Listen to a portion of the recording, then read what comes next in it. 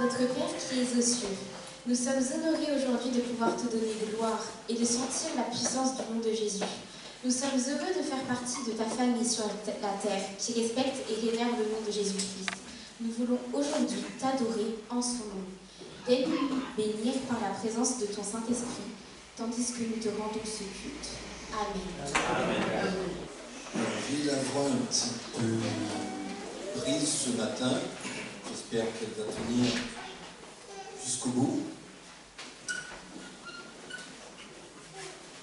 Que fait Dieu de notre argent? Ça, c'est le thème, le titre, si vous préférez. Et j'ai mis notre entre crochets. Que fait Dieu de notre argent? Alors, je vais vous poser une question qui attend réponse. Mais je ne veux pas de réponse toute faite, des trucs que vous avez lus, que vous avez entendus. Mais je veux votre réponse. Si vous n'en avez pas, c'est pas grave. Dieu vous aide quand même, moi aussi. Qui est Dieu pour toi? Alors réfléchissez. Qui est Dieu pour toi? Alors, il n'y a pas de mauvaises réponses, mais il y a des réponses bateaux. Oui, c'est qui est Dieu pour toi? Pour moi, c'est la vie. Dieu, c'est la vie. Ouais? C'est mon père. Ah, apparemment, Esther voulait dire la même chose. C'est ton père.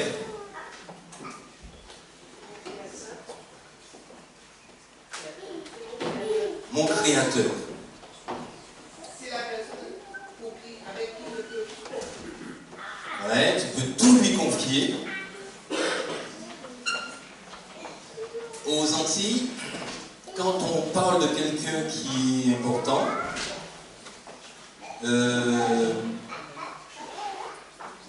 on a une expression qui dit, alors Guadeloupe, Monsieur Patimounou, c'est pas n'importe qui, ce n'est pas un enfant. Et quand je pense à Dieu,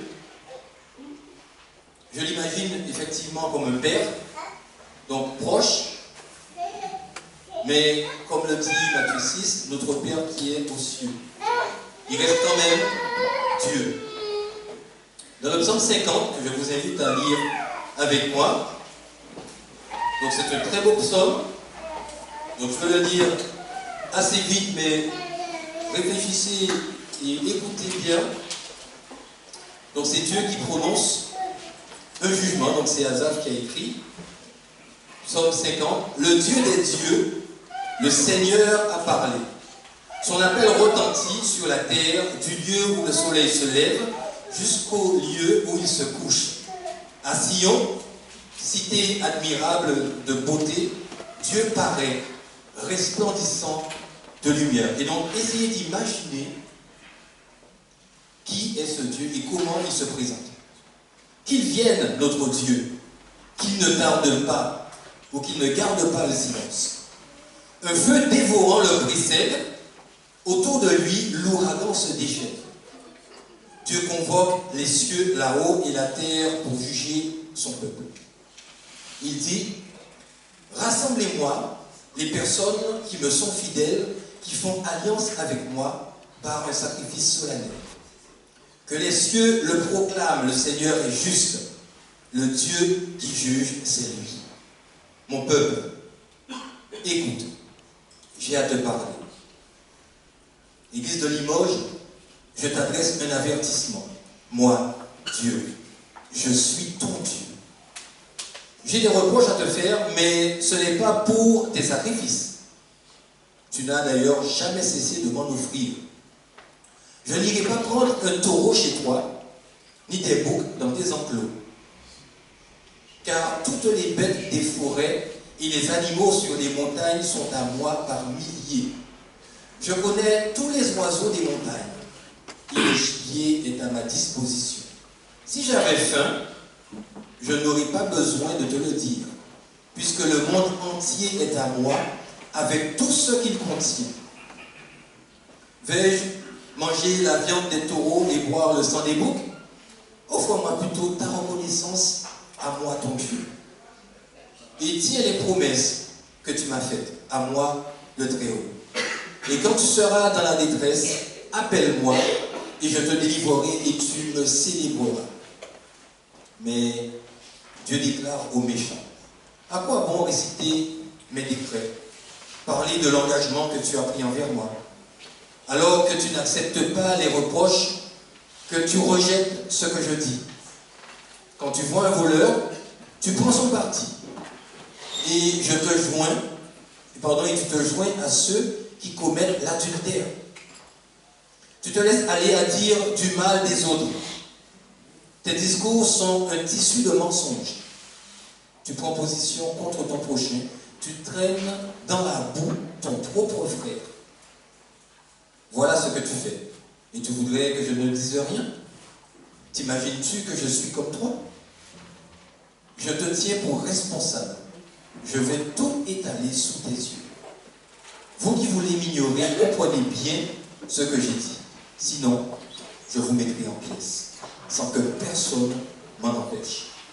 Il m'honore celui qui m'offre sa reconnaissance. À celui qui veille sur sa conduite, je ferai voir le salut de Dieu. C'est un psaume qui est lourd, parce que ça nous interpelle. Donc on a déjà une réponse là-dedans, mais à qui appartient la terre? Vous êtes sûr que la terre appartient à Dieu? Roséline dit que ça appartient à Dieu. Qui c'est qui est propriétaire de sa maison ici?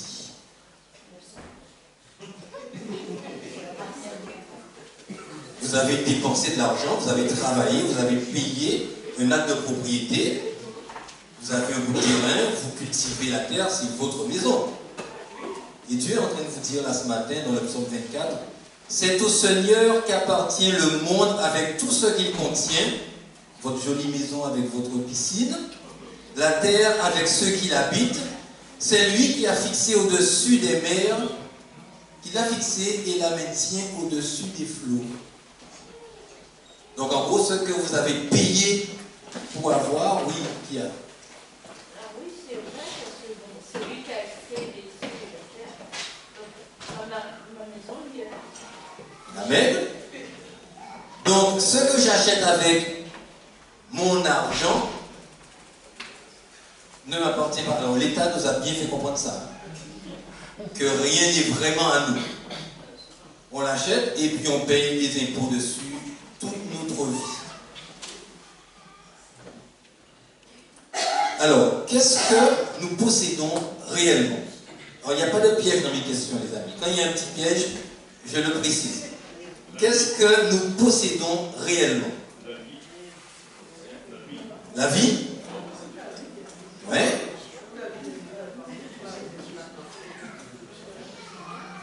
Alors, Matthieu 6, à un moment dit, quand vous vous inquiétez, ça ne sert à rien. Parce que le fait de vous inquiéter ne prolonge pas la durée de votre vie de 50 cm. Donc la vie que nous avons là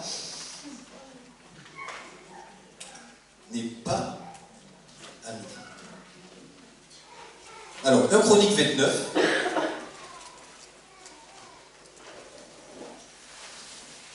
Un de Rois, un de Chronique. 1 Chronique 29.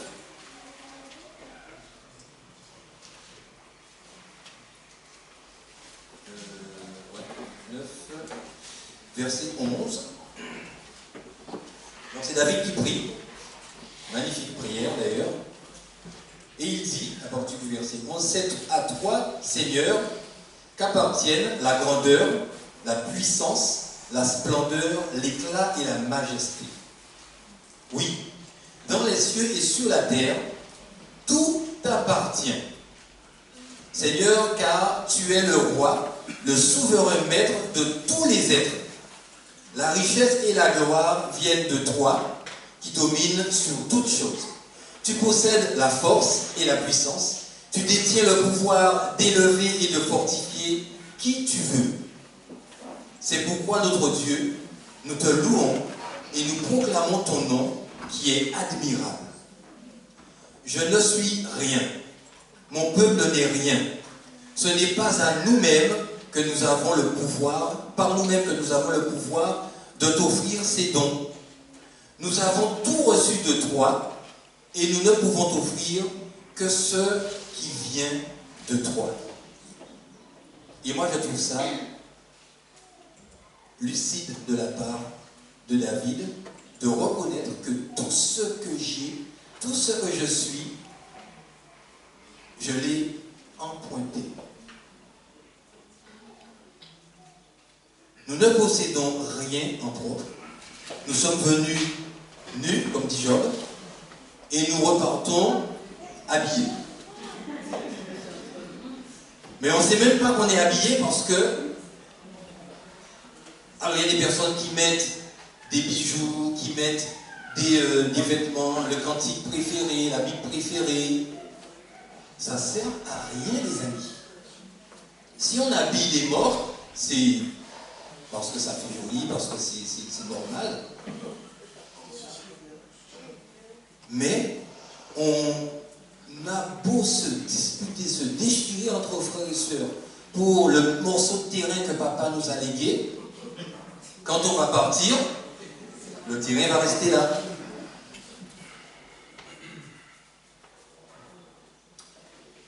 Alors, Lévitique 27, verset 30. Je vais vous faire beaucoup lire ce matin. Alors, il n'y en a pas beaucoup, hein, mais on va essayer d'aller vite. Lévitique 27, verset 30. Genèse, Exode, Lévitique.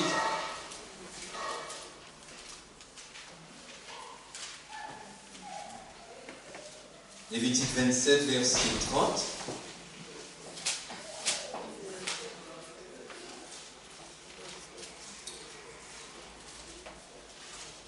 On mettra à part pour le Seigneur 1/10 des produits de la terre et des fruits des arbres. C'est la part qui lui est réservée. Alors cette version-là le dit différemment. Quelqu'un a la version seconde? De la terre, soit de l'écorce de la terre, soit du fruit des arbres, appartient à l'Éternel. C'est une chose consacrée à l'Éternel. C'est une chose consacrée à l'Éternel.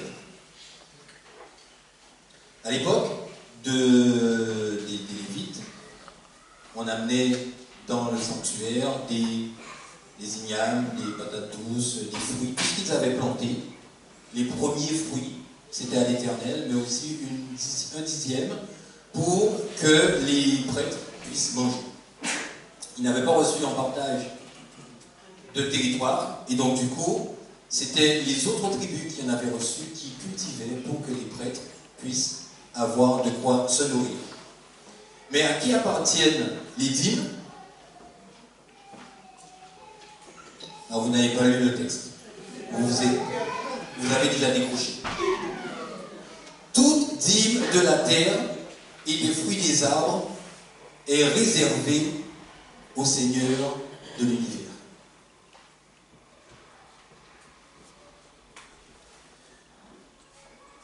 Deutéronome chapitre 8, verset 17. Genèse, Exode, Lévitique, Nombre, Deutéronome 8.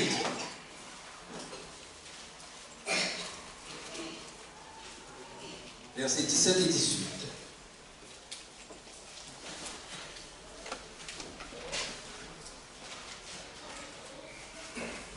On l'a lu ce matin. C'est là le miracle de l'esprit. Tu penseras alors que tu as atteint la prospérité par toi-même, par tes propres efforts. Souviens-toi, verset 18, que c'est le Seigneur ton Dieu qui te donne les forces nécessaires pour atteindre cette prospérité, et il confirme ainsi aujourd'hui encore l'alliance qu'il a conclue avec tes ancêtres. Vous êtes en forme, vous vous levez le matin, vous allez travailler, vous passez une bonne journée et vous faites un chiffre d'affaires extraordinaire. Vous rentrez chez vous, vous comptez vos billets, vous vous dites « Ah ouais, j'ai bien bossé aujourd'hui. » Donc ça c'est le fruit de mon travail. D'autres se sont levés, comme JR qui nous a envoyé un message pour nous dire qu'il est HS, donc il ne peut pas venir. Et il avait prévu, c'est lui qui a préparé toute la liturgie. Et c'est une belle illustration pour nous montrer que on ne sait pas ce que demain nous apporte. Tout ce que tu fais ou que tu trouves à faire, fais-le avec la force que tu as, mais que Dieu te donne. Donc je peux être un super gars en informatique et élaborer des programmes qui coûtent très cher, mais la force pour l'accomplir me vient de Dieu. Et c'est pour ça que dans le livre de Daniel, il est précisé, donc c'est Nebuchadnezzar qui fait cette prière en disant que tu es le maître du temps et de l'histoire, c'est toi qui élèves et c'est toi qui abaisse. Alors, notre pays passe par un moment de crise politique et c'est marrant, peut-être pas le bon mot, mais c'est des clins d'œil pour nous rappeler que dans le temps de ces rois, le Très-Haut viendra installer son règne qui ne passera jamais à un autre pouvoir.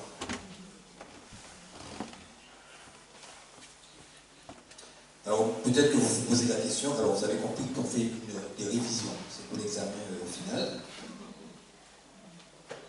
Malachie chapitre 3, verset 10. Donc on a vu que tout appartient à Dieu. Donc quand on a quelque chose et qu'on lui apporte quelque chose, en fait on est en train de lui donner ce qu'il nous a déjà donné. Malachie 3, verset 10. Alors peut-être que certains se disent, dans l'église adventiste, et dans d'autres églises aussi maintenant, il y a ce principe de la dîme et des offrandes, mais à quoi ça sert? Le verset 10,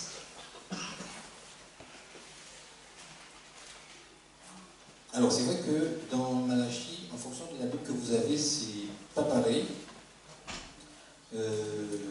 Apportez donc réellement tout ce que vous devez dans mon temple pour qu'il y ait toujours de la nourriture en réserve.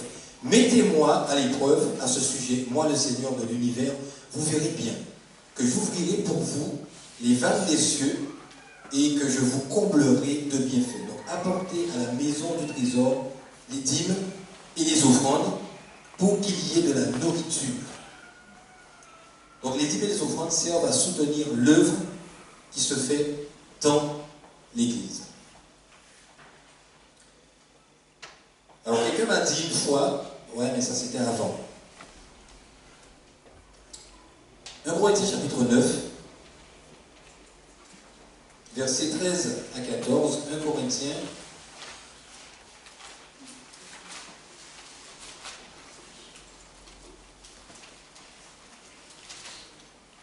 Actes Romains, 1 Corinthiens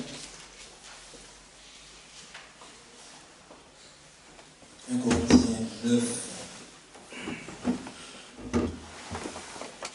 Vous savez sûrement que ceux qui sont en fonction dans le temple reçoivent leur nourriture du temple.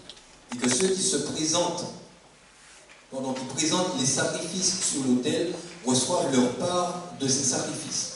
De même, le Seigneur a ordonné que les personnes qui annoncent la bonne nouvelle vivent de cette bonne nouvelle. Donc là, ici, c'est l'apôtre Paul qui est en train de rappeler un principe qui existait déjà du temps de Moïse, où Dieu a dit, les gens qui travaillent dans l'Église doivent être nourris par l'Église. Donc certains pourraient encore objecter, mais oui, mais ça c'était du temps de Paul. Dieu est le même hier, aujourd'hui et demain. Si à un moment de l'histoire, Dieu dit, toutes les dîmes et toutes les offrandes m'appartiennent, est-ce qu'en 2024, il peut arriver en disant finalement, c'est plus à moi? Alors c'est vrai que ça pourrait arranger beaucoup, parce que quand on gagne 1000 € et qu'il faut sortir 100 €, alors qu'on a une facture qui traîne depuis longtemps, il ne reste que 900 €, et sur les 900, il faut encore donner une petite monnaie, notamment les 7 € de cotisation pour rembourser les travaux de l'église. On se dit, ah Seigneur, écoute, ce mois-ci, ça va être compliqué, donc le mois prochain, je te donne 2. Les amis, si vous n'avez pas pu donner une ce mois-ci, comment êtes-vous sûr que vous allez pouvoir donner 2 le mois d'après? Alors je dis ça parce que ma maman faisait ça. Ah Seigneur, c'était la chose là. C'est difficile sur moi cette année. Ce mois-ci, le mois prochain, je te donne 2 dîmes. Alors j'ai jamais su si elle avait vraiment donné 2 dîmes, mais elle disait ça dans sa prière. On est encore en vie, donc ça va. Mes amis, Dieu nous invite à un acte de foi. Et j'ai ce témoignage d'une dame dans une église où je suis passé qui m'a dit un jour, quand j'avais prêché sur la dîme et les offrandes, et à la fin du culte, elle vient me voir me disant, pasteur, je ne savais pas que j'étais une voleuse. Et là, je lui dis, mais de quoi tu parles? Alors, je commence à être inquiet parce que c'est une dame assez dynamique, et comme si elle avait découvert un truc, et elle me dit, en fait, oui, c'est toi qui as dit que je suis une voleuse. À quel moment je t'ai dit ça? Parce que des fois, on dit des trucs qu'on ne s'en rend pas compte. Elle me dit, mais oui, tu as dit que vous me volez dans la dîme et les offrandes. Ah, sœur, non, c'est pas moi qui te dis ça. C'est écrit, c'est Dieu qui fait des reproches à son peuple. Donc, non. Elle me dit, mais moi, je croyais que on rendait la dîme seulement si le pasteur était sympa. Et là, je lui dis, mais qui t'a dit ça? Tu as appris ça? Elle m'a dit, en fait, j'ai été baptisé sans beaucoup d'études bibliques. Et selon ce que je voyais, c'était, si le gars il est super, il fait une belle prédication, on va donner une dîme. Et je ne savais pas que c'était à Dieu. Et elle m'a dit, ben, à partir de maintenant, je m'engage à devenir fidèle envers Dieu. Je la vois quelques mois après, elle arrive, toute sourire avec lui, elle me dit, pasteur, écoute, j'ai un truc à te dire. Tu sais, depuis que j'ai commencé à rendre à Dieu sa dîme, mon compte n'est jamais à découvert. Je lui dis, comment ça? Elle me dit, écoute, tous les mois, j'étais toujours à moins 100, moins 200, c'était toujours difficile. Et depuis le premier mois où j'ai dit, Seigneur, ça c'est à toi, je te le donne, je te le rends, j'ai plus ce problème-là. Moi, je lui dis, bien sûr, c'est génial. Il y en a qui ont doublé, et le truc est passé dans le rouge quand même. Mais est-ce pour autant que je vais me dire, Seigneur, écoute, non, ce mois-ci, les amis, je vous laisse réfléchir à cela. L'objectif de la dîme et des offrandes, c'est quoi? On retourne dans Malachie, chapitre 3. J'ai redécouvert ça cette semaine. Malachie 3, versets 6 à 10. Donc c'est des versets qui précèdent ce qu'on a lu. Moi, le Seigneur, je ne change pas. Vous voyez, je viens de le dire. Et vous, vous ne cessez pas d'être les vrais descendants de Jacob. Vous êtes mes enfants. Tout comme vos ancêtres avant vous, vous vous êtes écartés de mes enseignements. Vous ne les avez pas observés. Réservez-moi, revenez à moi, et je reviendrai à vous. Je le déclare, moi, le Seigneur de l'univers. Mais voilà ce que vous dites. Comment pouvons-nous revenir à toi? Est-il normal pour un être humain de tromper Dieu? Pourtant, vous me trompez. En quoi, me demandez-vous? Dans le versement de la dîme et dans vos offrandes. Donc Dieu est en train de dire à son peuple, l'objectif de la dîme, c'est pas juste de me donner de l'argent, je n'ai pas besoin de votre argent. Si j'avais faim, je ne te l'aurais pas dit. Il y a des cabris, des boutins, des chevreuils qui jonchent les montagnes. Si j'ai faim, je prends un truc, je le mange.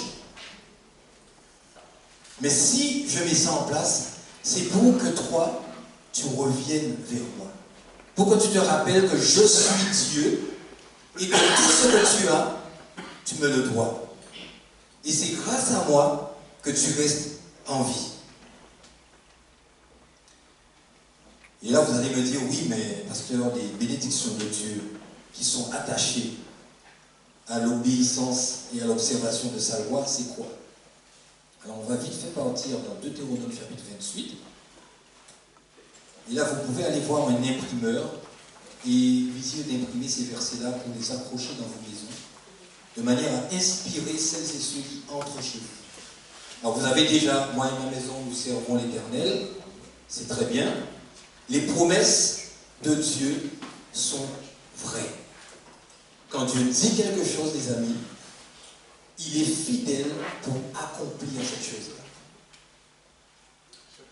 Si tu écoutes, verset 1er, vraiment la voix du Seigneur ton Dieu, si tu veilles à mettre en pratique tout ce que je te commande aujourd'hui de sa part, alors il t'élèvera au-dessus des peuples du pays et te comblera de bienfaits. Verset 3. Tu seras béni à la ville et dans les champs. Tu seras béni par de nombreux enfants et d'abondantes récoltes. Tu seras béni par des troupeaux nombreux. Tu seras béni par des corbeilles et des paniers en pain à peine bien remplis.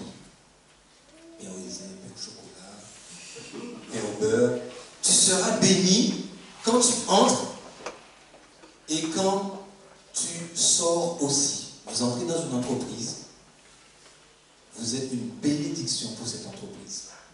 Vous sortez de cette entreprise, ne partez pas avec votre bénédiction.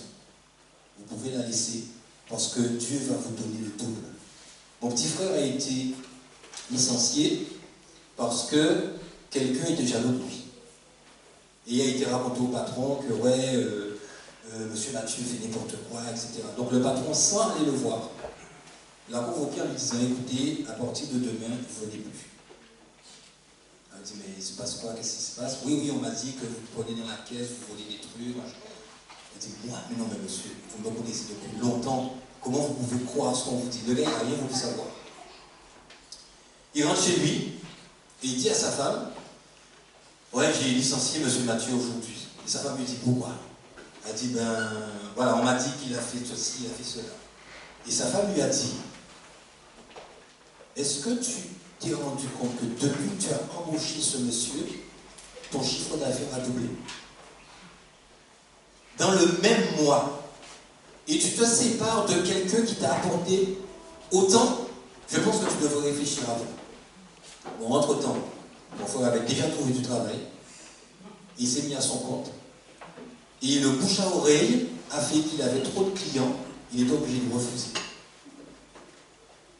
Là où vous êtes, la bénédiction de Dieu vous accompagne quand vous obéissez à la voix du Seigneur. Le Seigneur te donnera la victoire sur tes ennemis qui t'attaquent. S'ils arrivent par un seul chemin, ils s'enfuiront par 7 chemins. Le Seigneur ton Dieu protégera tout ce que tu auras amassé dans tes greniers. Il fera prospérer tout ce que tu entreprendras. Oui, il te comblera de bienfaits dans le pays qu'il t'accordera. Si tu mets en pratique les commandements du Seigneur ton Dieu, et si tu obéis à sa volonté, il fera de toi le peuple qui lui appartient comme promis. Tous les autres peuples de la terre verront alors que le nom du Seigneur est lié à toi, et ils seront remplis de crainte à ton égard.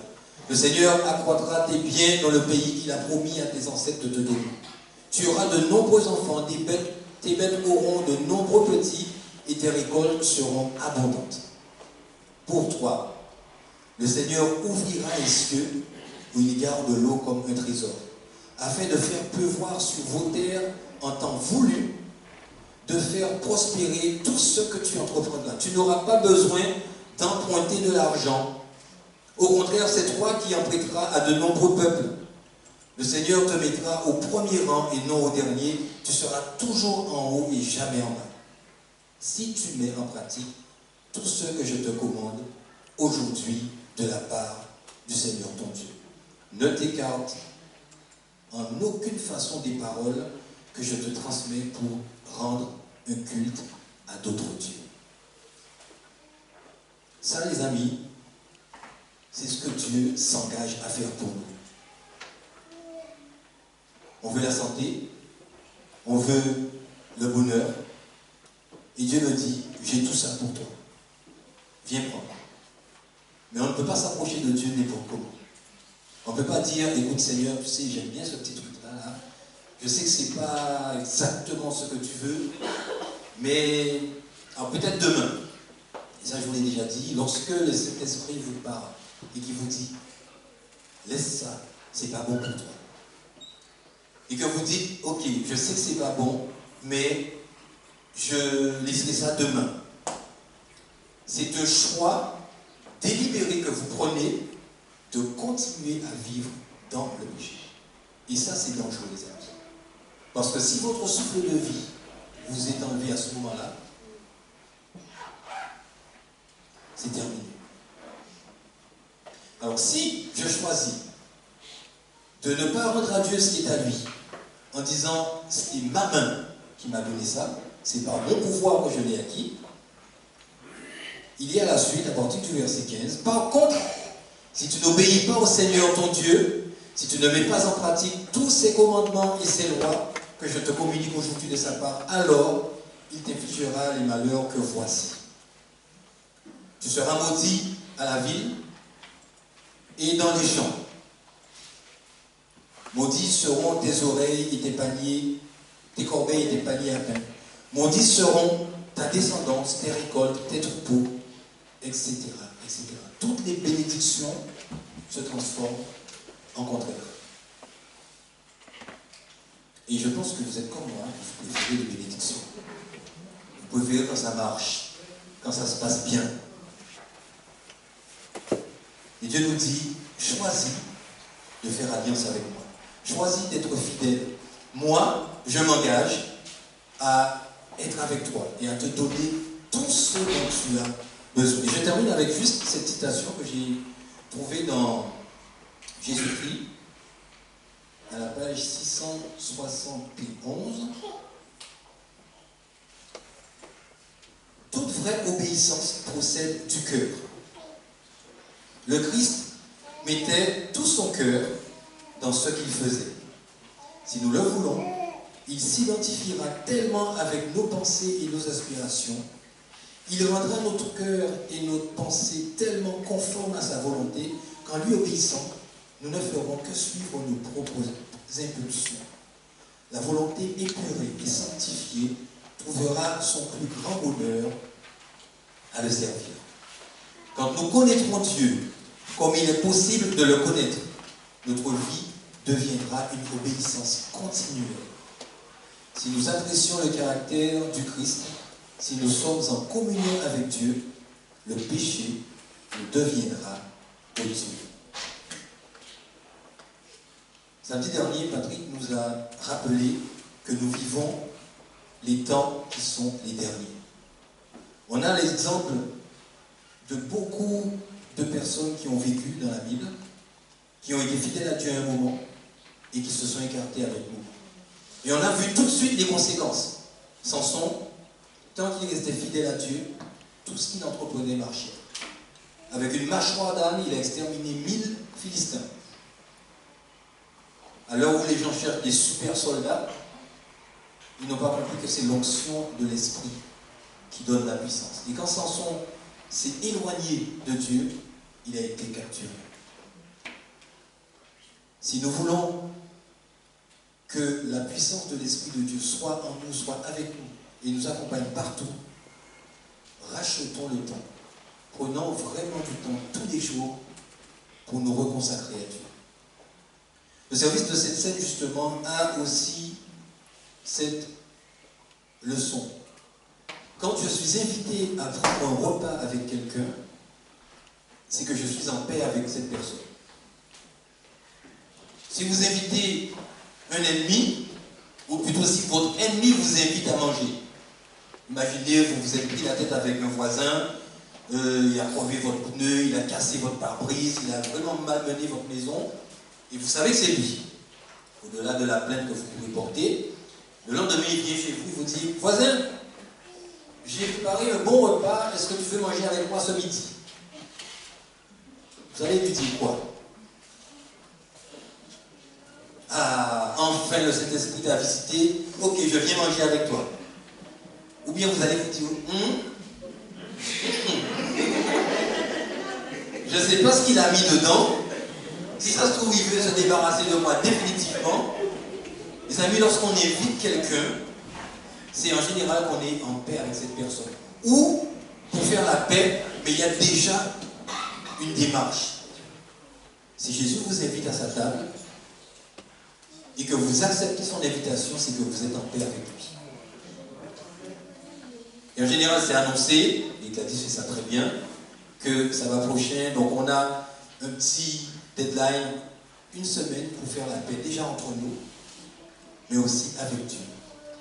Et je prie que, en prenant ce pain et ce jus de raisin, que nous ne le prenions pas en jugement contre nous-mêmes, mais que nous soyons vraiment en paix avec lui. Si ce n'est pas encore le cas, vous avez le temps de dire Seigneur, voilà, je veux prendre ce repas avec toi.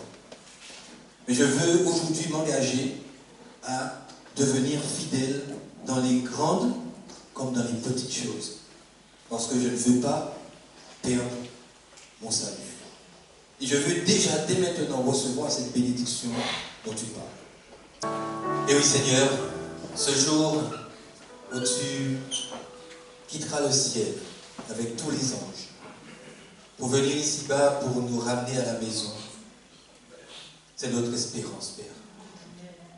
En attendant ce jour glorieux, merci pour la vie éternelle que tu nous accordes dès maintenant.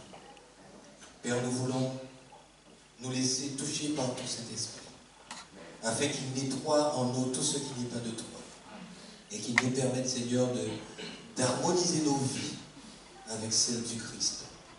Puisque réclamer la présence de l'Esprit en nous, c'est réclamer que Dieu vive en nous. Que celles et ceux, Seigneur, que tu nous donneras de croiser aujourd'hui, puissent voir Jésus, qu'ils soient touchés. Nous avons une pensée pour celles et ceux qui voulaient être avec nous ce matin, mais qui n'ont pas pu. Veuille, Seigneur, les visiter et les bénir. Et celles et ceux, Seigneur, qui ont choisi de ne pas être avec nous, là aussi, étends ta main bénie sur eux, afin que ton Esprit, Seigneur, touche leur cœur et qu'ils reviennent à la maison. Dans le nom de Jésus-Christ, nous t'avons prié. Amen. Éternel, nous sommes heureux d'être tes enfants. Et nous sommes heureux de recevoir maintenant ta bénédiction sur chacun d'entre nous.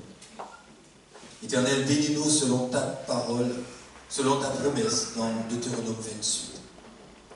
Rends prospère ce que nous entreprenons. Détruis l'ennemi dans nos vies. Et donne-nous d'être une bénédiction pour celles et ceux que nous croisons. Au nom de Jésus. Amen. Amen.